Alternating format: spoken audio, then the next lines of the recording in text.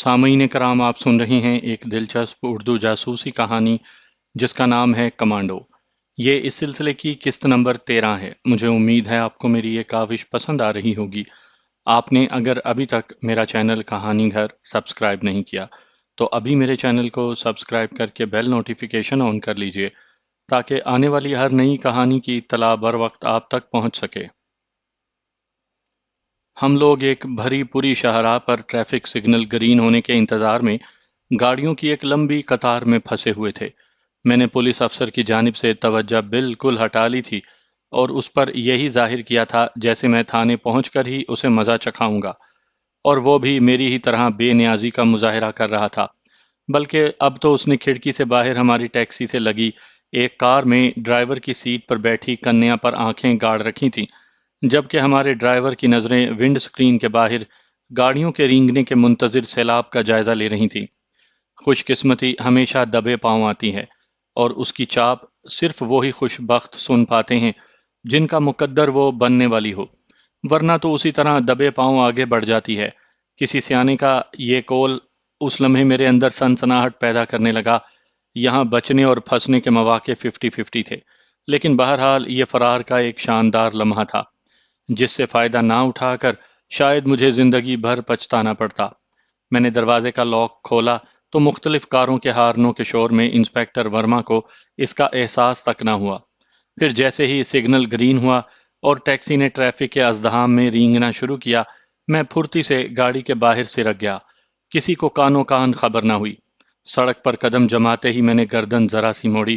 گاڑی چوک کراس کر چکی تھی اور میں سوچنے لگا، کاروں کے ہجوم کے درمیان پھنسی ہوئی گاڑی کو ایک دم کنارے پر تو لگایا نہیں جا سکتا، اور اگر تیز ترار ڈرائیور بھی ایسا کرنا چاہے تو وہ کم از کم 3-4 منٹ تو لے گا۔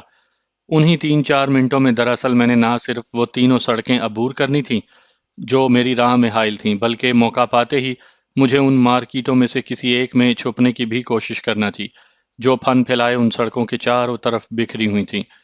ٹھیک اسی وقت جب میں نے دکانوں کی ایک لمبی قطار سے گزر کر ایک گلی میں گھومنا چاہا، ایک مضبوط اور توانا ہاتھ نے میرے کندھے پر دباؤ ڈالا، اور اس کے ساتھ ہی میرے کانوں میں آواز آئی، ہیلو مسٹر امرجیت۔ ایک لمحے کو تو میرے سارے وجود میں سنسنی کی ایک تیز لہر دوڑ گئی، لیکن چند ثانیے کے بعد ہی مجھے احساس ہوا کہ یہ آواز تو میری جانی پہچانی ہے، ورنہ میں اس طرح اطمینان سے اس سمت نہ گھومتا، بلکہ میرا بریف کیس بھی میرے ساتھ ہی حرکت کرتا ہوا نوارد کے منہ پر لگتا اور اس کے 14 طبق روشن ہو جاتے۔ گھومنے پر جس شخصیت سے میرا سامنا ہوا، اس کے اچانک اس طرح ٹکراؤ پر پہلے تو میں کچھ گھبراہٹ کا شکار ہوا، لیکن دوسرے ہی لمحے ذرا سنبھل گیا۔ میرے سامنے اسپائی ماسٹر کھڑے تھے۔ کیسے ہو؟ انہوں نے مسکراتے ہوئے میری جانب دیکھا۔ ابھی تک شاید میری حیرت رفع نہیں ہوئی تھی۔ فائن، یہ کہہ کر میں اپنی پریشانی پر قابو پانے کی کوشش کرنے لگا تھا کہ انہوں نے جھنجھوڑا، کم آن بوائے۔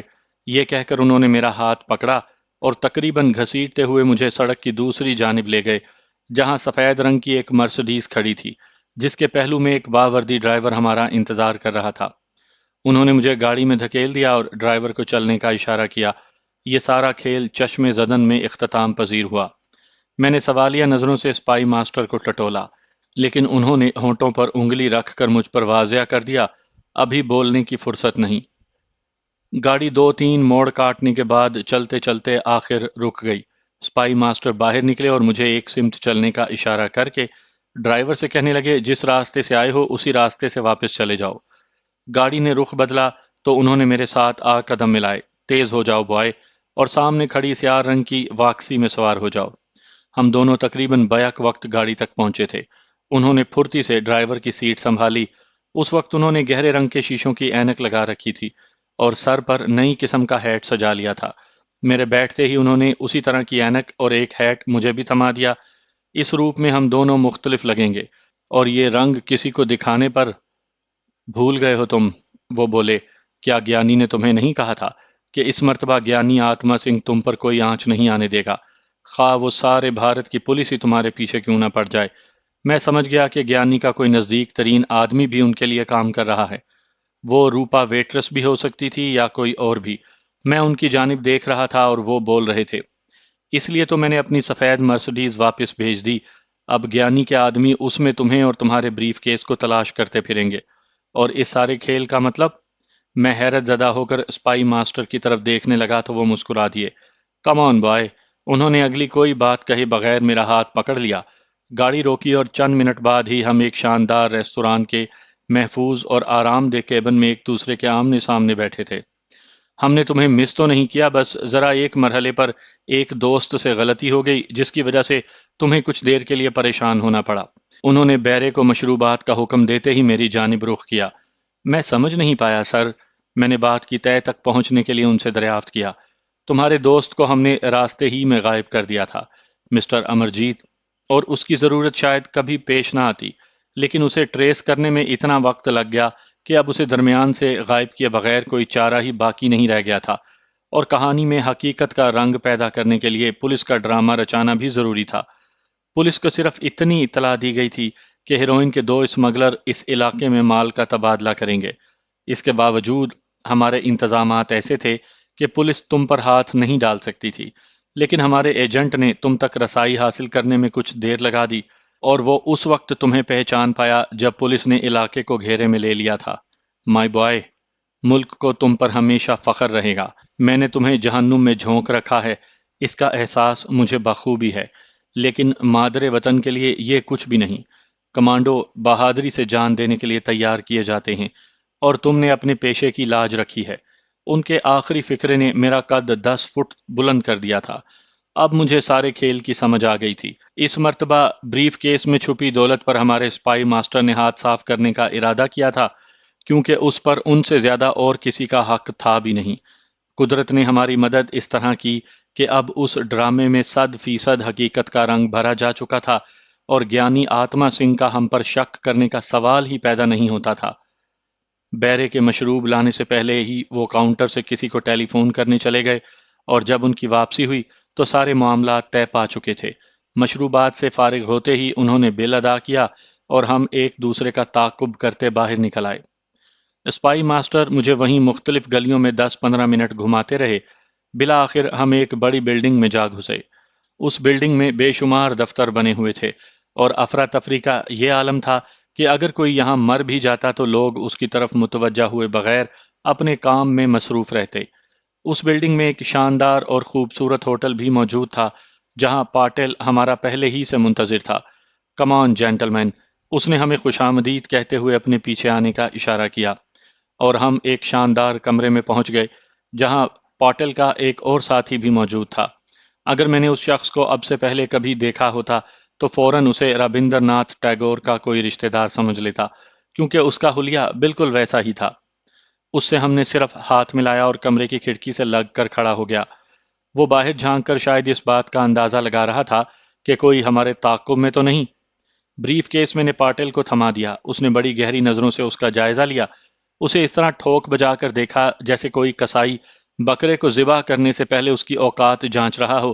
پھر اس کی جیب سے عجیب و غریب قسم کے ہتھیار برآمد ہونے لگے۔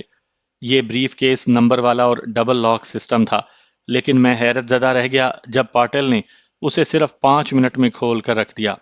ہماری توقعات کے عین مطابق نیلے رنگ کے کاغذات ہمارے استقبال کو موجود تھے۔ پھر تیسرے دوست کے ہاتھ میں پکڑا ننھا سا کیمرہ حرکت میں آ گیا، اور 10 منٹ تک ہم اس مرحلے سے بھی گزر گئے۔ یہ سب لوگ اپنے فن میں طاق تھے، کام کے لحاظ سے ان میں سے کوئی بھی کسی سے پیچھے نہیں تھا۔ پاٹل نے جس مشاقی کا مظاہرہ کیا تھا اس پر میں واقعی حیران رہ گیا تھا۔ کوئی صندوق یا بکسا کھول لینا ممکن ہے، آسان ہو، لیکن نمبر اور double lock system briefcase کو اس طرح چٹکیوں میں کھول دینا اسی کا کام تھا۔ چند منٹ ہی میں بریف کیس میں موجود تمام کاغذات کی نقول ہم نے حاصل کر لیں۔ یہ کاغذات انتہائی کانفیڈینشیل تھے۔ گیانی نے کہاں سے اور کس طریقے سے حاصل کیے اس کا علم مجھے بھی نہیں تھا، نہ ہی میں نے اسپائی ماسٹر سے پوچھنا مناسب سمجھا کہ یہ بات میرے بزنس کے اصولوں سے لگا نہیں کھاتی تھی، لیکن اتنی عقل مجھے بہرحال تھی کہ میں یہ اندازہ لگا پاتا کہ گیانی اپنے یہ مکمل راز چرا کر کسی دوسری طاقت کو سپلائی کر رہا تھا، اور میرے عظیم اسپائی ماسٹر نے درمیان سے ان پر ہاتھ صاف کر لیا۔ مجھے ان کی صلاحیتوں کا معترف ہونا پڑا۔ مائی فرینڈ، یہ صرف تمہاری وجہ سے ممکن ہوا۔ قسمت مدد کرے تو اس طرح راہیں کھلتی ہیں۔ گیانی تک رسائی حاصل کرنے کے لیے نہ جانے ہمیں کتنے پاپڑ بیلنے پڑتے، لیکن تم اس طرح اچانک اس سے ٹکرا جاؤ گے یہ تو کبھی ہمارے گمان میں بھی نہ آیا تھا۔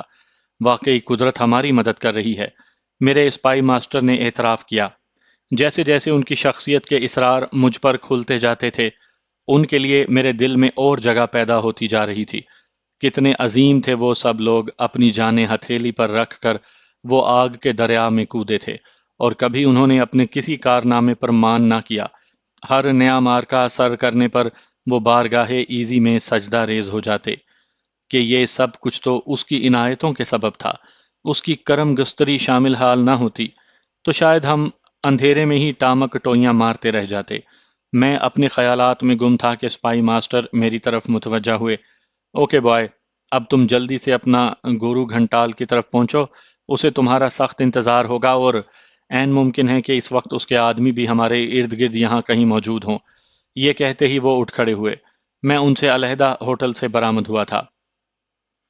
بجائے گیانی کے پاس براہ راست پہنچنے کے میں اسے ایک بار فون نہ کر لوں، یہ خیال آتے ہی میں ایک دکان کی طرف بڑھا، اور جب رابطہ قائم ہوا تو اوما نے اٹینڈ کیا۔ میرا نام سنتے ہی فوراً گیانی آتما سنگھ لائن پر آ گئے۔ ہش کے او پتر، میں نے تم پر غلط بھروسہ تو نہیں کیا تھا، کہاں سے بول رہے ہو؟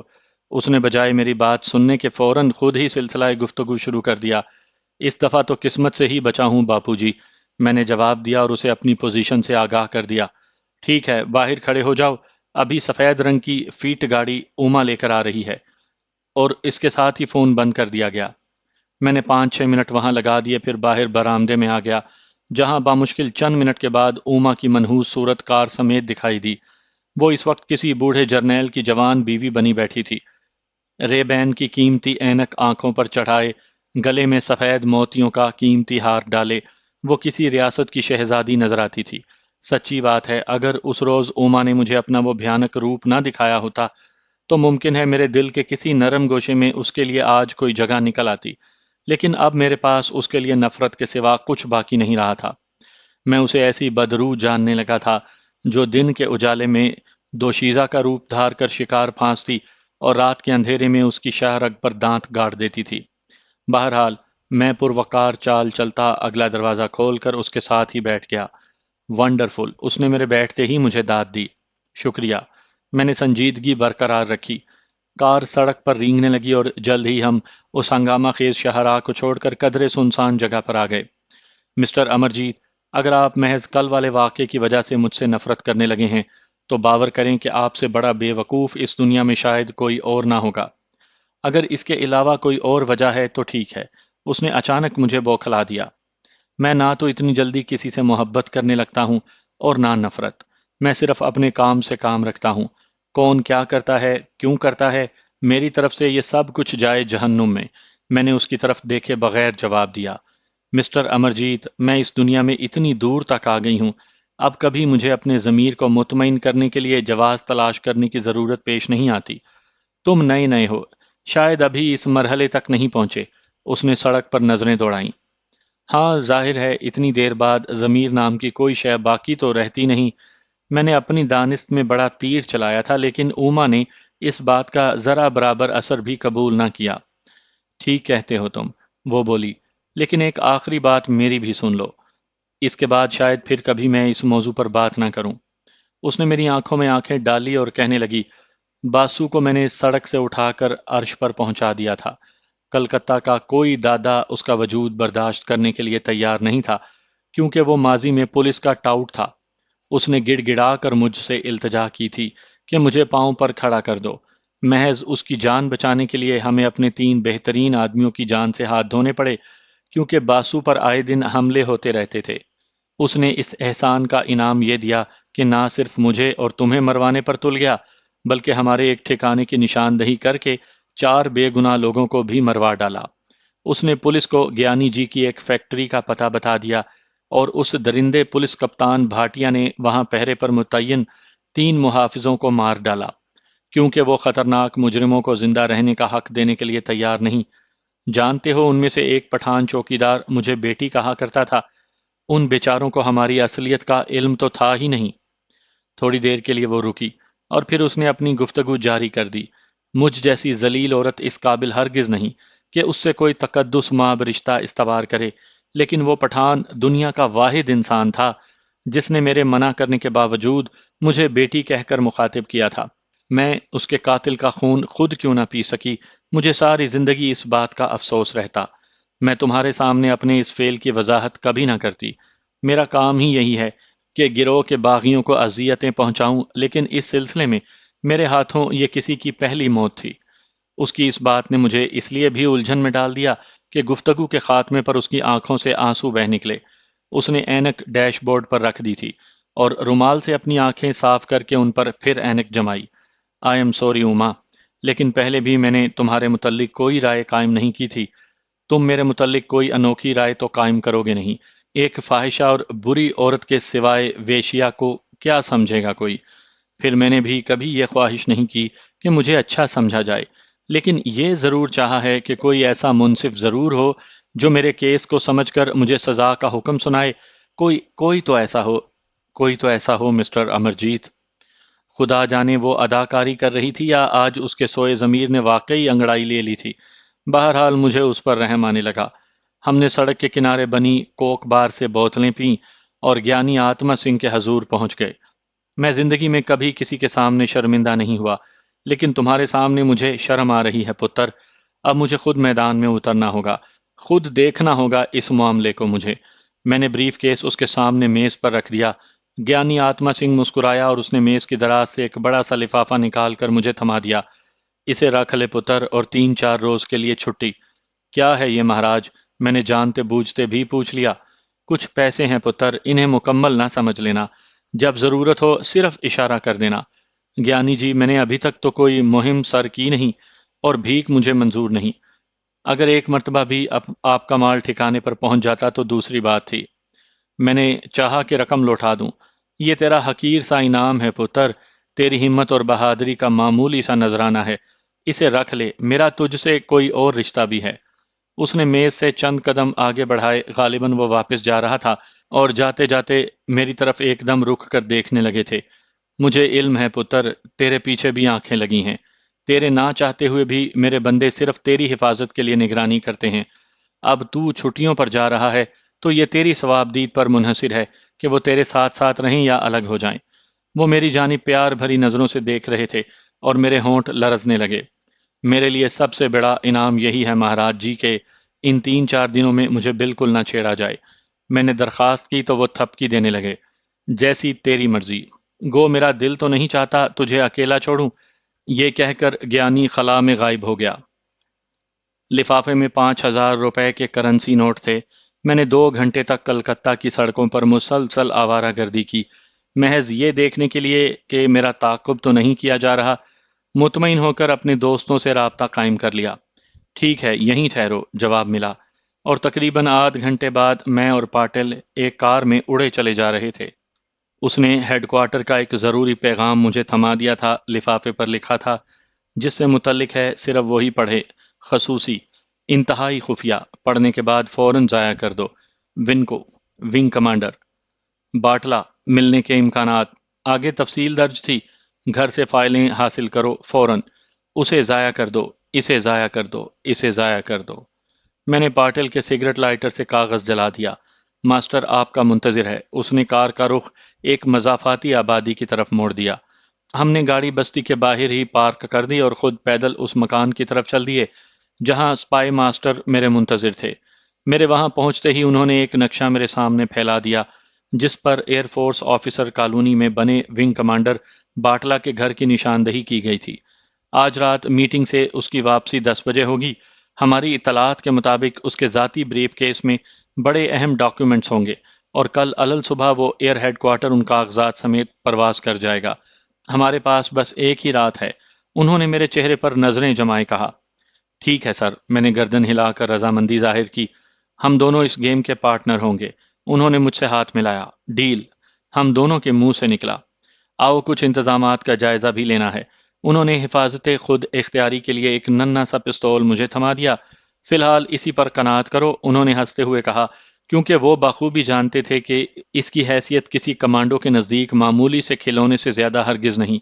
جب میں نے انہیں گیانی کے انعام کے متعلق بتایا تو انہوں نے ہنستے ہوئے وہ پیکٹ مجھے لوٹا دیا۔ اس کے مستحق صرف اور صرف تم ہو۔ ہم دونوں اس کار تک آئے۔ اب پاٹل کے بجائے میرے اسپائی ماسٹر گاڑی ڈرائیو کر رہے تھے، اور جیسے ہی ہم ذیلی سڑک سے گھوم کر بڑی سڑک تک پہنچے، میں نے ایک گاڑی کو درختوں کے جھنڈ سے اپنے تعاقب میں نکلتے دیکھ لیا۔ اندرونی شیشے میں وہ گاڑی ہم سے چمٹی نظر آ رہی تھی۔ فرینڈز، سر میری طرف دیکھ کر مسکرائے۔ کمال کے آدمی تھے وہ۔ دھوپ اپنا بستر سمیٹ رہی تھی، اجالوں پر اب تاریکی نے یلغار شروع کر دی تھی، سورج ہمارے عقب میں ڈوب رہا تھا۔ ہم لوگ اب سڑک پر آ گئے تھے جو آفیسرز کالونی کو جاتی تھی۔ تعاقب میں آنے والوں نے فاصلہ بڑھانا شروع کر دیا تھا۔ اس سڑک پر ٹریفک نہ ہونے کے برابر تھی۔ ہم لوگ جیسے ہی ایک موڑ گھومے، سڑک کے کنارے کھڑی پولیس کی جیپ سے ہمیں رکنے کا اشارہ ملا۔ محض چند ثانیے کو میں نے اسپائی ماسٹر کو چونکتے دیکھا، پھر وہ مطمئن ہو گئے۔ جیپ کے نزدیک انہوں نے بریک لگا دیے۔ ہماری کار کے رکتے ہی جیپ کی آڑ میں کھڑے 4 مسلح فوجی سامنے آ گئے۔ ہمیں دھوکہ دینے کے لیے انہوں نے پولیس کے بھیس میں ٹریفک چیکنگ پارٹی کا روپ دھار کر چھاپا مارا تھا۔ کیا یہ لوگ ہمیں جانتے ہیں؟ سب سے پہلا یہی سوال میرے ذہن میں پیدا ہوا، اور پھر اس کا جواب بھی فوراً مل گیا۔ ہینڈز اپ! انہوں نے اسٹین گنز ہماری طرف تان کر للکارا۔ ہم دونوں نے فوراً ہاتھ اٹھا دیے۔ پاگل ہو گئے ہو کیا تم لوگ؟ میرے سر نے انگریزی میں انہیں ڈانٹ پلائی۔ ان کا لہجہ کچھ ایسا ہی تھا کہ وہ لوگ ایک دفعہ تو ٹھٹک گئے۔ کون ہو تم؟ ان کے کمانڈر نے انگریزی میں دریافت کیا۔ جواب میں میرے اسپائی ماسٹر نے جو کچھ کہا اس پر کم از کم میں تو ایک دفعہ دہل ہی گیا۔ انہوں نے آرمی کوڈ کے ذریعے اپنا تعلق بھارتی آرمی انٹیلیجنس کے ایک خصوصی یونٹ سے ظاہر کیا تھا۔ کوئی پہچان؟ وہ لوگ کچھ زیادہ ہی چالاک تھے۔ Shut up! میں پہچان جیب میں لیے پھرتا ہوں؟ تم خود چیک کرو۔ وہ ہاتھ اٹھائے اٹھائے دھاڑے۔ کمانڈر نے اپنے ساتھیوں کو چوکنا رہنے کا اشارہ کیا اور خود وہ جیپ کی طرف لپکا تاکہ وائرلیس پر سر کے متعلق انکوائری کرے۔ ابھی وہ بمشکل چند قدم ہی چلا تھا جب میں نے بڑی تیز رفتاری سے اپنی سمت بڑھتی اس کار کو دیکھا جسے ہم پیچھے چھوڑ آئے تھے۔ سپاہی ہم پر نظریں جمائے کھڑے تھے۔ ویسے بھی یہ ایک عام سی سڑک تھی، یہاں سے کاروں کو گزرنا ہی تھا، اسی لیے شاید کسی نے اس بات کا نوٹس نہ لیا۔ ڈاؤن! سر چلائے، اور اس کے ساتھ ہی ہم دونوں زمین پر بچھ گئے۔ کار کی کھڑکیوں سے شعلے اگلتی 2 اسٹین گنوں نے کھڑے چاروں فوجیوں کو ان کے کمانڈر سمیت بھون کر رکھ دیا۔ وہ لوگ چھلانگے لگا کر دوڑتے ہوئے ہماری طرف آ رہے تھے۔ اپنا مطلوبہ کھیل شروع ہوتے ہی میں اپنے آپ میں واپس آ گیا۔ زمین پر لیٹے لیٹے سب سے پہلے میں نے اس سپاہی کی اسٹین گن کو ٹھوکر مار کر اس کی پہنچ سے دور کر دیا جس میں ابھی کچھ سکت باقی تھی، اور وہ اپنی گن اٹھانے کی فکر کر رہا تھا۔ اسی اثناء میں اسپائی ماسٹر کا پستول بھی ان کے ہاتھ میں پہنچ چکا تھا۔ انہوں نے لیٹے لیٹے اس کے سر میں سیسا اتار دیا۔ اسپائی ماسٹر نے بڑے مطمئن لہجے میں انہیں ہدایات جاری کی اور مجھ سمیت پولیس کی اس جیپ میں بیٹھ گئے جو اپنے سواروں سے ہاتھ دھو بیٹھی تھی۔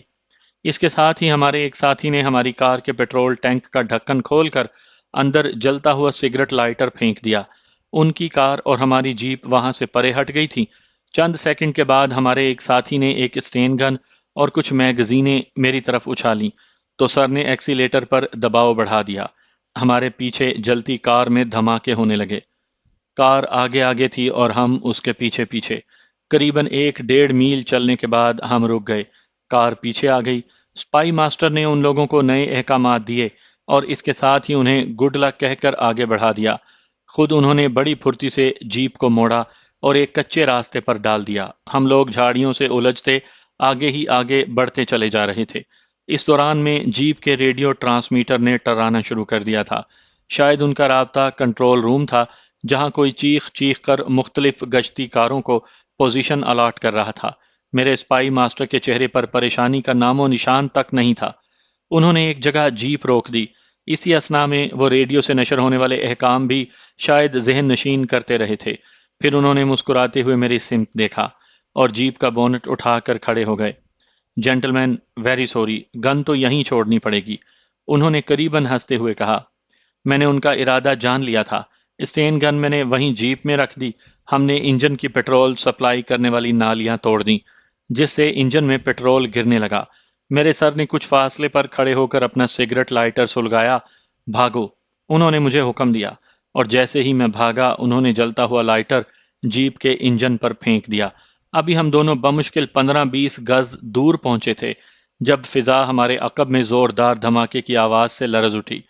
ہم دونوں کسی لاشعوری فعل کے محتاج ہو کر چند لمحوں کو زمین پر گرے ضرور تھے، لیکن فوراً اٹھے اور چل دیے۔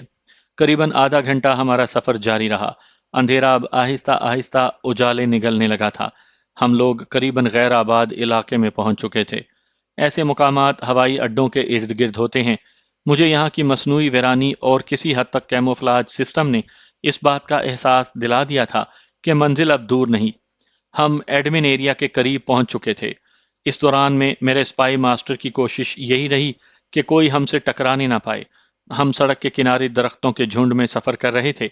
یہ سڑک کچھ زیادہ بارونق نہیں تھی، لیکن اسے بے رونق بھی نہیں کہا جا سکتا تھا۔ ہر 3-4 منٹ کے بعد کوئی تیز رفتار سواری تارکول کی سیاہی پر پیلی روشنیاں پھیلاتی زن سے ہمارے قریب سے گزر جاتی۔ ہم گاڑیوں کی روشنی کی زد سے بچنے کے لیے درختوں کی اوٹ میں چھپ جاتے تھے۔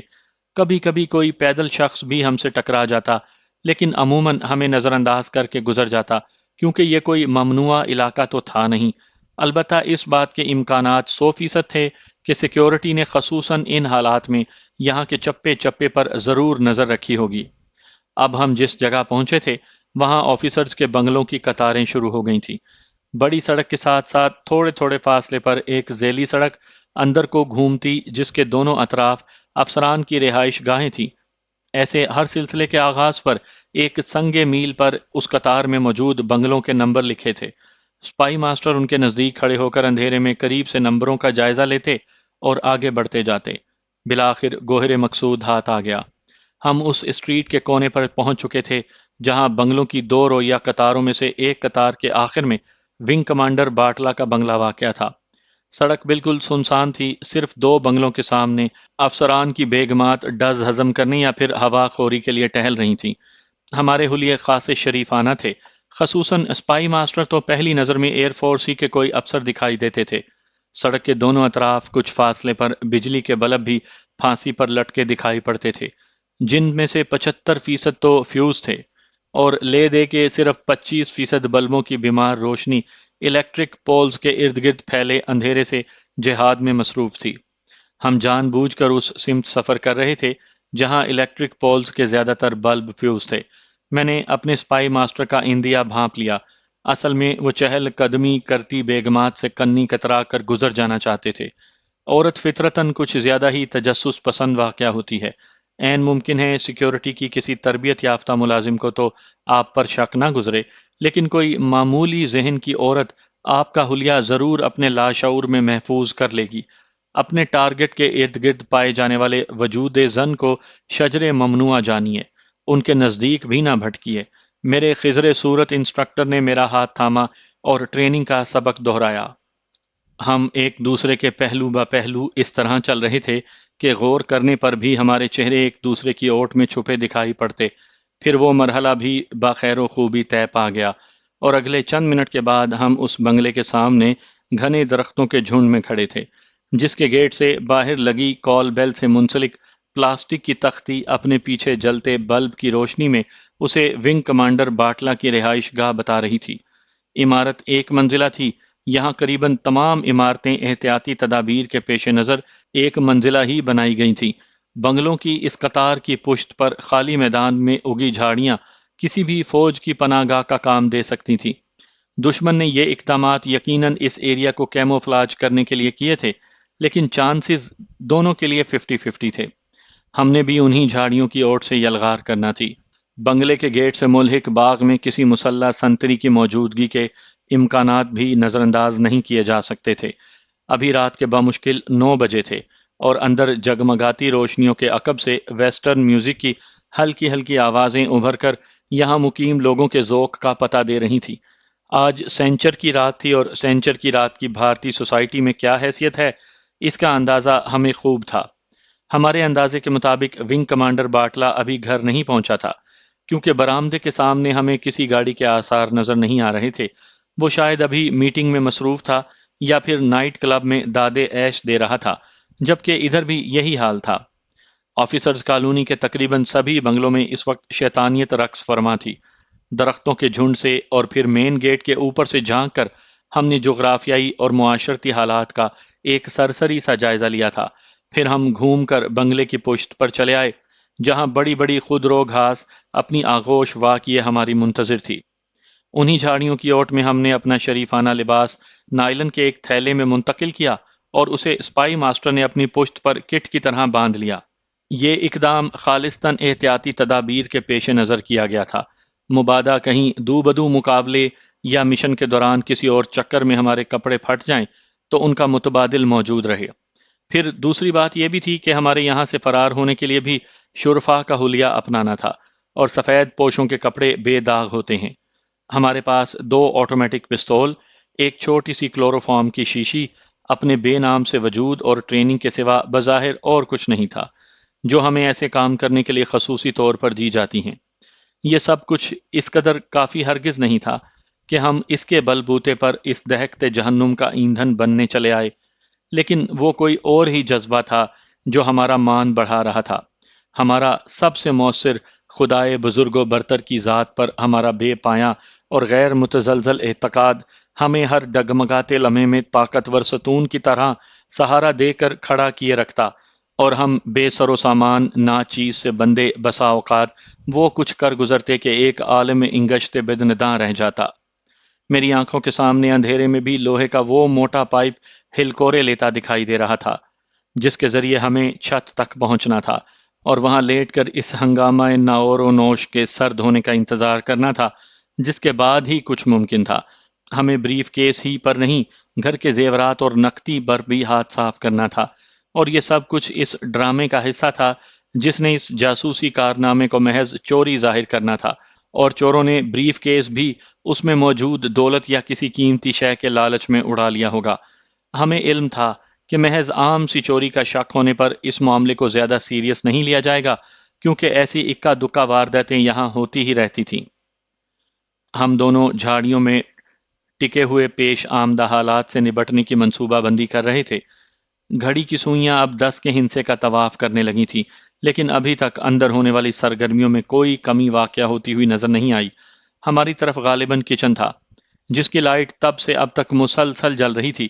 سپائی ماسٹر نے مجھے کچھ ہدایات دے کر وہیں رکنے کو کہا، اور پھر اپنی کمین گاہ سے باہر نکلے اور جھک کر تیزی سے چلتی بنگلے کی دیوار سے جا لگے۔ ان کی جسمانی چستی اور پھرتی پر بے اختیار میرے منہ سے نعرہ تحسین بلند ہوا۔ بلا شبہ وہ کسی سرکس کے مجے ہوئے جمناسٹر نظر آتے تھے۔ اپنے دونوں ہاتھوں کی ہتھیلیاں انہوں نے قریباً اپنے قد کے برابر دیوار پر جمائیں، اور انہی ہتھیلیوں کے بل پر اپنا سارا جسم فضا میں بلند کیا۔ شاید وہ خطرہ مول لے کر اندر کے حالات کا جائزہ لے رہے تھے۔ قریباً 1 منٹ کے بعد وہ اپنی پہلی پوزیشن میں واپس آئے۔ اب وہ دوبارہ اسی طرح جھکے جھکے میری طرف بھاگے آ رہے تھے۔ کم آن بوائے، ٹارگٹ پہنچ چکا ہے اور اسے ہر حال میں یہیں ہٹ کرنا ہے۔ اگر یہ موقع نکل گیا تو شاید پھر کبھی ہاتھ نہ آئے۔ انہوں نے میرے نزدیک پہنچ کر سرگوشی کی۔ اوکے ماسٹر، میں نے اپنی جگہ سے رینگنا شروع کیا۔ میرا رخ اسی پائپ کی طرف تھا جس کے ذریعے بنگلے کی چھت پر پہنچنا تھا۔ ماسٹر مجھ سے کچھ فاصلے پر زمین پر کوہنیوں کے بل لیٹے، ہاتھ میں پستول لیے چھت پر نظریں جمائے ہوئے تھے تاکہ کسی ہنگامی صورتحال سے نمٹ سکیں۔ محض 2 منٹ میں نے چھت تک پہنچنے میں خرچ کیے۔ چھت پر پہنچ کر میں نے لیٹے لیٹے چاروں اطراف کا جائزہ لیا۔ ارد گرد تمام بنگلوں کی چھتیں ویران دکھائی پڑتی تھیں۔ اصل میں ان بنگلوں کی بناوٹ ہی کچھ اس طرح تھی کہ ان کی چھتیں زیر استعمال آتی ہی نہیں تھیں، الا یہ کہ کوئی ہمارے جیسا ضرورت مند کسی اشد ضرورت کے تحت انہیں استعمال میں لے آئے۔ ہر طرح کے خطرات سے بے نیاز ہو کر میں نے چھت کے ایک کونے پر لیٹے لیٹے پینسل ٹارچ روشن کر کے ماسٹر کو گرین سگنل پاس کیا، اور دوسرے ہی لمحے وہ پائپ کے نزدیک پہنچ چکے تھے۔ اوپر پہنچنے میں حسب توقع انہوں نے مجھ سے بھی زیادہ پھرتی کا مظاہرہ کیا تھا۔ پھر ہم دونوں ایک دوسرے سے کچھ فاصلے پر لیٹے آسمان پر تارے گنتے رہے۔ خدا خدا کر کے رات کے 12 بجے ساری کالونی اندھیرے میں ڈوب گئی۔ اس کے بعد بھی ہم نے آدھ گھنٹہ مزید انتظار کرنے کا فیصلہ کیا۔ آدھے گھنٹے بعد سپائی ماسٹر کا مضبوط ہاتھ میرا شانہ سہلا رہا تھا۔ یہ کچھ کر گزرنے کا اشارہ تھا۔ ہم نے منصوبہ بندی پہلے سے طے کر رکھی تھی، اور اب اسی کے مطابق ہمیں حرکت میں آنا تھا۔ لیٹے لیٹے ہم نے گرم جوشی سے ایک دوسرے کا ہاتھ دبایا، اور سپائی ماسٹر کروٹ بدل کر چھت کے کنارے کی طرف بڑھنے لگے۔ اسی چھت سے وہ باورچی خانے کی چھت پر پہنچ گئے۔ میں اس دوران ان پر نظریں جمائے وہیں لیٹا رہا۔ پھر ماسٹر نے چند لمحے بعد مجھے اپنی جگہ پہنچنے کا اشارہ کیا، اور جیسے ہی میں اس جگہ پہنچا وہ دیوار پر پہنچ گئے۔ اچانک میری چھٹی حص نے چلا کر کسی خطرے کی نشاندہی کی تھی۔ ابھی تک مجھے کچھ دکھائی نہیں پڑا تھا، کیونکہ یہاں سے اس گلی نما راستے پر نظر ڈالنا ممکن نہیں تھا جو کمروں کی قطار اور چار دیواری کے درمیان واقع تھی۔ ماسٹر کو البتہ سب کچھ بآسانی نظر آ سکتا تھا۔ میں نے ان کی طرف نظریں دوڑائیں تو وہ کسی آکٹوپس کی طرح دیوار سے لپٹے نظر آئے۔ وہ اسی طرح بے حس و حرکت دیوار سے چمٹے ہوئے تھے کہ جب تک کوئی قریب آ کر انہیں دیکھ نہ لیتا نظر نہیں آ سکتے تھے۔ پھر مجھے وہ عفریت بھی نظر آ گیا جس نے انہیں دبکنے پر مجبور کیا تھا۔ یہ وہ کمبخت گن مین تھا جو شاید کسی ضرورت کے تحت اس طرف آ نکلا تھا، ورنہ اتنا مستعد ہونے کی توقع اس سے نہیں کی جا سکتی تھی کہ وہ بنگلے میں گھوم پھر کر اس کی چوکی داری کر رہا ہو۔ 303 کی ایک رائفل اس کے کندھے سے لٹک رہی تھی اور وہ بغیر آواز پیدا کیے شاید باورچی خانے پر ہی نقب لگانے جا رہا تھا۔ میرا نیچے کا سانس نیچے اور اوپر کا اوپر رہ گیا۔ وہ ذرا سی بھی نظر اوپر اٹھا لیتا تو ماسٹر اسے نظر آ جاتے۔ بات یہ نہیں تھی کہ وہ ہم پر غالب آ جاتا یا ہماری گرفتاری کا خطرہ تھا، ممکن ہے ایسا بھی رہا ہو، لیکن سب سے بڑی بات یہ تھی کہ اس کے ساتھ معمولی سے مارکے کی صورت میں بھی ہمارے سارے کیے کرائے پر پانی پھر سکتا تھا اور یہ نقصان ناقابل برداشت ہوتا۔ میں نے سانس روکے ہوئے خود کو ایسی پوزیشن میں کر لیا تھا کہ کسی بھی خطرے کے پیش نظر یہاں سے جست لگا کر اس کا ٹیٹوا دبا دوں، لیکن اس پوزیشن میں آنے کے لیے بھی مجھے محض چند سیکنڈ ہی میں جن اعصاب شکن لمحات سے گزرنا پڑا وہ میرے لیے جان لیوا حد تک عذاب دہ تھے۔ یہاں حرکت میں برکت نہیں، موت تھی، موت۔ میری آنکھیں بیک وقت گن مین اور سر پر ٹکی ہوئی تھیں۔ گن مین پر تو فطرتاً اور ماسٹر پر کسی بھی کوشن کے لیے میں نے اس کمزور لمحے میں اپنی کمانڈ ان کے ہاتھ دے کر خود کو ایک طرح سے محفوظ تصور کر لیا اور آہستہ آہستہ پرسکون ہو گیا۔ نوارد جب اس مقام سے آگے نکل گیا تو ایک طرح میرے تڑکتے اعصاب کو طمانت نصیب ہو گئی۔ وہ چوروں کی طرح دبے پاؤں چلتا کچن کی طرف آ رہا تھا۔ بچے کچھ شاندار کھانوں کی اشتہا اسے موت کے منہ میں کھینچ لائی تھی۔ پھر ہمارے دیکھتے ہی دیکھتے وہ باورچی خانے میں جا گھسا۔ اس کے اندر گھستے ہی ماسٹر نے دیوار پر لیٹے لیٹے اپنے دونوں ہاتھ بلند کر کے انہیں ایک دوسرے کی مخالف سمت میں کاٹا۔ یہ اس امر کا اشارہ تھا کہ میں اسے یہیں دبوچ لوں۔ اس کے ساتھ ہی سر چھپکلی کی طرح دیوار سے چمٹے چمٹے زمین پر آ لگے۔ اب وہ ایک کمرے کے داخلی دروازے کی اوٹ میں چپ کے کھڑے تھے۔ میں تقریباً لوٹتا ہوا دیوار پر پہنچا اور بغیر آواز پیدا کیے کچن کی دیوار سے آ لگا۔ اسپائی ماسٹر ہاتھ میں پکڑے پستول پر سائلنسر فٹ کر رہے تھے۔ اب انہوں نے باورچی خانے کے اس دروازے کو کور کر رکھا تھا جس سے گن مین کی آمد متوقع تھی۔ میں بغیر آواز پیدا کیے قدم بقدم آگے بڑھتا اب اس کھلے دروازے کے ایک پٹ کی اوٹ میں کھڑا تھا جس سے وہ اندر داخل ہوا تھا اور جس سے اسے باہر بھی نکلنا تھا۔